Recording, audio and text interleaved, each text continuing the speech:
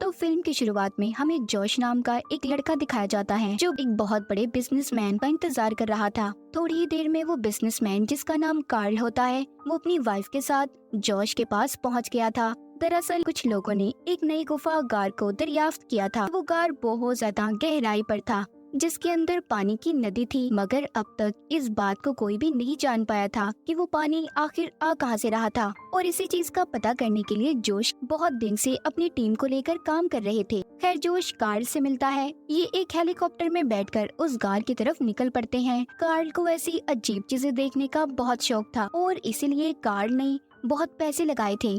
ये उस गार तक पहुंच जाते हैं तो कार्ल की वाइफ भी ये सब देखकर काफी हैरान होती है। अब ये जब उस जगह पर पहुंचकर हेलीकॉप्टर को लैंड करते हैं तो कुछ वर्कर्स अपना सामान लेकर वहां से जा रहे थे। कार्ल जब उनसे जाने की वजह पूछता है तो वो बताते हैं कि हमें पता चला है कुछ देर में यहाँ पर खतरनाक तूफान आने वाला है, तो आपको भी यहाँ से चले जाना चाहिए। और जो गार के अंदर जोश के डैड की टीम काम कर रही थी, ये लोग उन्हें भी निकालना चाहते थे, मगर कार्ल इतनी दूर से आया था। वो कहता है अब कुछ भी हो जाए हम तो इस गार के अंदर नीचे जरूर जाएंगे। हम गार के अंदर देखते हैं जो 2 किलोमीटर नीचे गहराई पर था। उसके अंदर जोश के डैड की टीम अभी भी अपना पूरा सेटअप लगाकर काम कर रही थी। एक फीमेल वर्कर जो तैरने में बहुत अच्छी थी, वो इस बात को जानने की कोशिश कर रही थी कि आखिर इस गार के अंदर पानी आ कहां से रहा है और ये इतनी बड़ी है कि खत्म किधर होती है। इसीलिए आज वो एक नई रास्ते पर जाने वाली थी। तभी जोश के डैड की टीम का एक आदमी ये नोटिस करता है कि वो फीमेल वर्कर धूप ना मिलने की वजह से बहुत कमजोर हो गई है, क्योंकि कई दिन से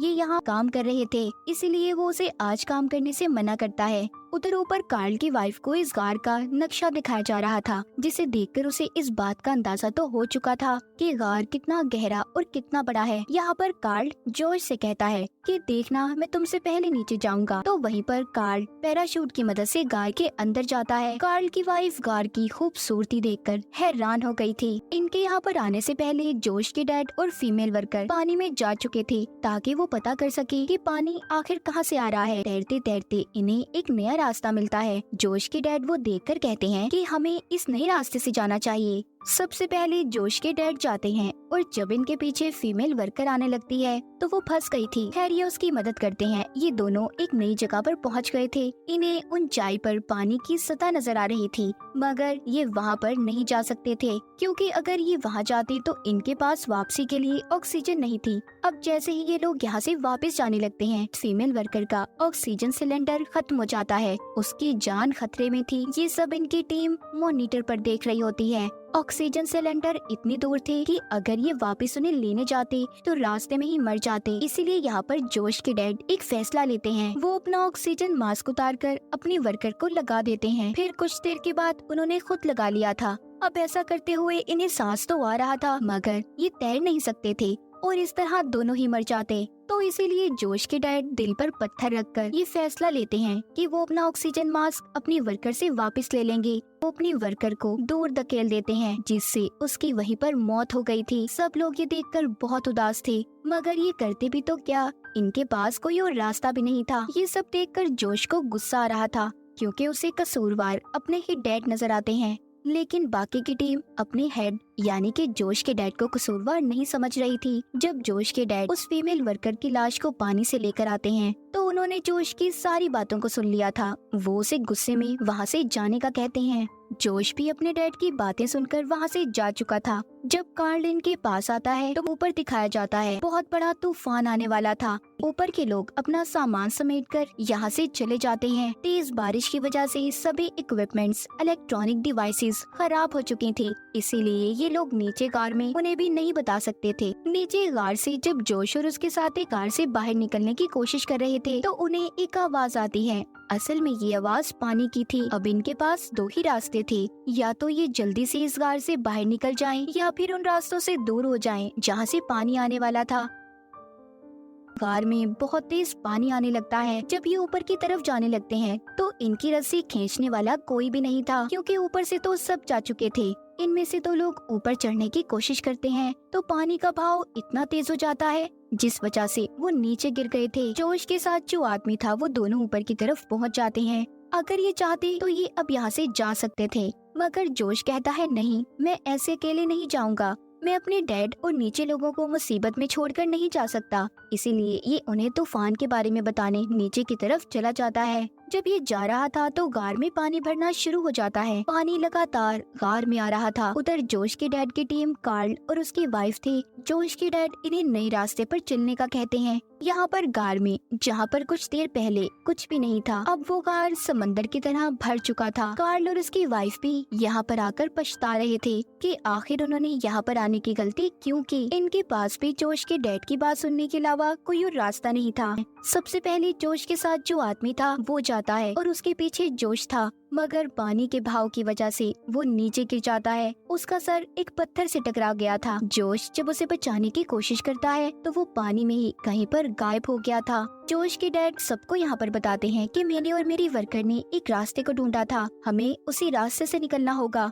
ये पांचों अपने स्वयं तैरने वाले सूट पहन लेते हैं। इनमें से कार्ल की वाइफ को तैरना नहीं आता था, इसीलिए जोश के डैड उससे कहते हैं कि तुम्हारे साथ इस सफर में जोश रहेगा जो तुम्हें सहारा देगा। अब एक एक करके ये सभी उस तंग रास्ते से निकल जाते हैं, मगर घबराहट की वजह से कार्ल की वाइफ उस रास्ते में ही फंस गई थी। जोश उसे हौसला देता है कि नहीं, तुम कर सकती हो। खैर ये उस रास्ते से बाहर निकल गए थे, मगर कार्ल की वाइफ की हालत बहुत खराब हो जाती है। कार्ल अपनी वाइफ को सहारा देकर बिठाता है। यहाँ पर कार्ल कहता है कि हमें ऐसी कोशिश नहीं करनी चाहिए, हमें रेस्क्यू टीम का इंतजार करना होगा, वो हमें आकर बचा लेंगे। मगर अब ऐसा नहीं हो सकता था। इस रास्ते के बारे में कोई भी नहीं जानता था। जोश के डैड कहते हैं अगर हमें अपनी जान बचानी है तो हमें आगे बढ़ना ही होगा।